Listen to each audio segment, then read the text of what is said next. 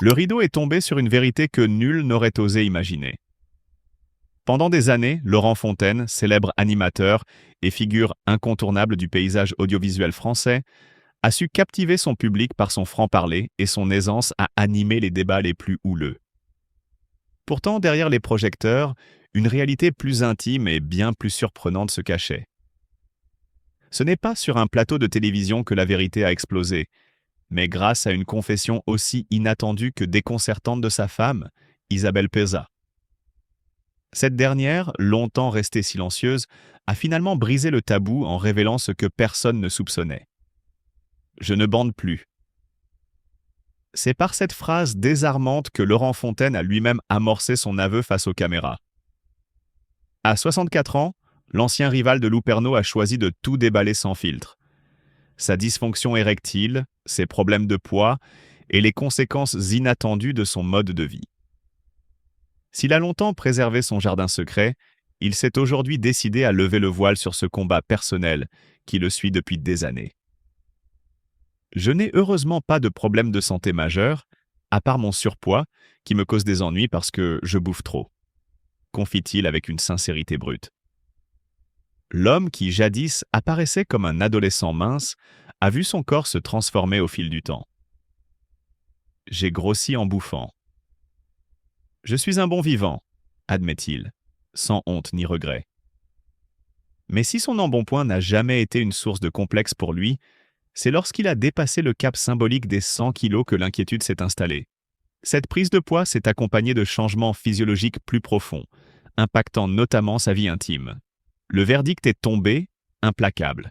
La dysfonction érectile, un sujet tabou pour beaucoup, mais que Laurent Fontaine assume aujourd'hui pleinement.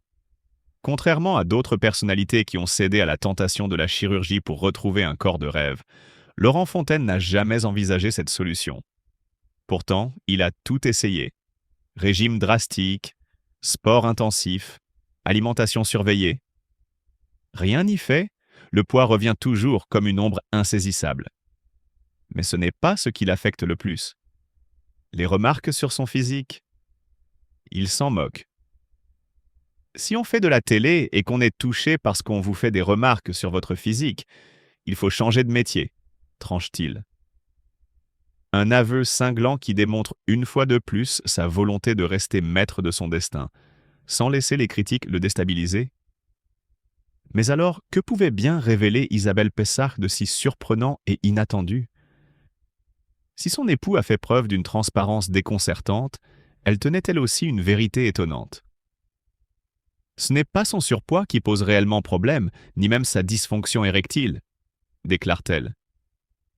La vraie raison de ses ennuis, c'est son amour immodéré pour le fromage. Un éclat de rire accompagne cette confession inédite. Il ne peut pas s'empêcher de grignoter du fromage à toute heure. Camembert, roquefort, comté, il les dévore avec une passion démesurée. Et c'est là que tout prend sens. Son appétit insatiable pour les mets les plus affinés et corsés a fini par peser sur sa santé. Il se lève la nuit pour manger un morceau de reblochon. Il cache des crottins de chèvre dans le frigo comme d'autres cacheraient des friandises, poursuit-elle en riant.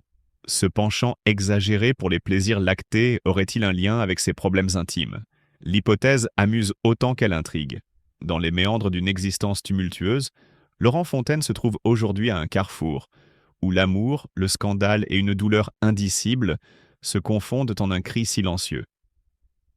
Sous les feux éclatants de la célébrité et derrière l'image d'un rebelle intrépide, se cache une âme meurtrie, marquée par des amours impossibles et des regrets amers. Laurent, jadis marié à Niki Fontaine de 1992 à 1901, a connu l'effervescence d'un foyer qui, en apparence, incarnait le bonheur. 2 enfants, Lara, née en 1995, et Milo, en 1997, illuminaient cette période qui semblait être celle d'une vie comblée. Pourtant, derrière les sourires figés sur les photos de famille, se dissimulait une réalité faite de non-dits, de passions inassouvies et de promesses brisées. La fin de ce mariage fut le prélude à une nouvelle ère, celle où, dès 2001, il s'engagea dans une relation avec la styliste Isabelle Peza. Ensemble, ils donnèrent naissance à des jumelles en 2004, Joy et Tamara, symbole d'un renouveau teinté d'espoir, mais aussi d'un amour controversé et sulfureux, où le désir et le scandale se disputaient en la vedette. Pourtant, la vie de Laurent Fontaine ne se résume pas aux apparences fastueuses d'une carrière médiatique flamboyante. En 1988, alors qu'il se façonnait déjà une réputation de provocateur, il coécrivait avec Pascal Bataille, rencontré en 1983, le fameux Guide de la combine, qui se vendra à 90 000 exemplaires et marquera le début d'une aventure littéraire audacieuse. 2 ans plus tard, en 1990, il fonde avec lui la société d'édition Les Rebelles Communications, qui publiera plus de 30 ouvrages, dont la légendaire collection des Guides Paris Combine. Ces succès ne furent pourtant pas que le reflet d'un esprit libre et anticonformiste, ils étaient aussi le théâtre d'une jeunesse en quête d'identité, d'un homme avide de sensations fortes et prêt à défier toutes les conventions. Pourtant, malgré cette carrière parsemée de triomphes, Laurent ne peut s'empêcher de ressentir une profonde mélancolie. Cette tristesse qu'il tente tant bien que mal de dissimuler derrière ses éclats de rire et ses déclarations acerbes est le résultat d'un combat intérieur mené depuis des décennies. L'amour et la vie l'ont parfois porté au sommet de la passion, mais ils l'ont aussi précipité dans des abîmes de solitude et de douleur. Les souvenirs de son mariage avec Niki, autrefois source de fierté, se transforment aujourd'hui en échos douloureux, rappelant un temps où les rêves et les ambitions se heurtaient à la dure réalité des compromissions. Dans cette dualité, la relation avec Isabelle Pessard, quant à elle, oscille entre la volupté d'un désir inassouvi et la cruauté d'un destin qui ne cesse de le hanter.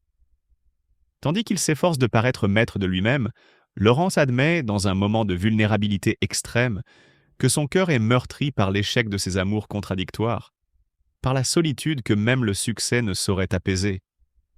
La douleur qu'il souhaite aujourd'hui révéler n'est pas uniquement le reflet d'un homme marqué par les scandales et les aventures sulfureuses.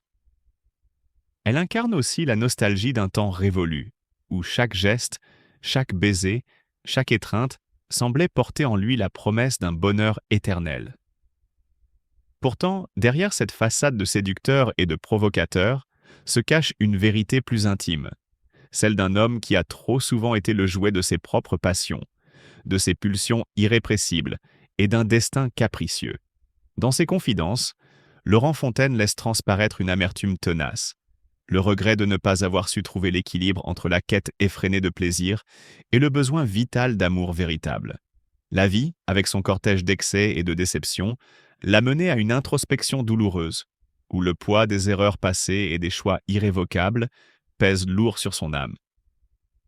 Aujourd'hui, en se livrant à ses fidèles admirateurs, avec une sincérité désarmante, Laurent Fontaine dévoile ce fardeau secret.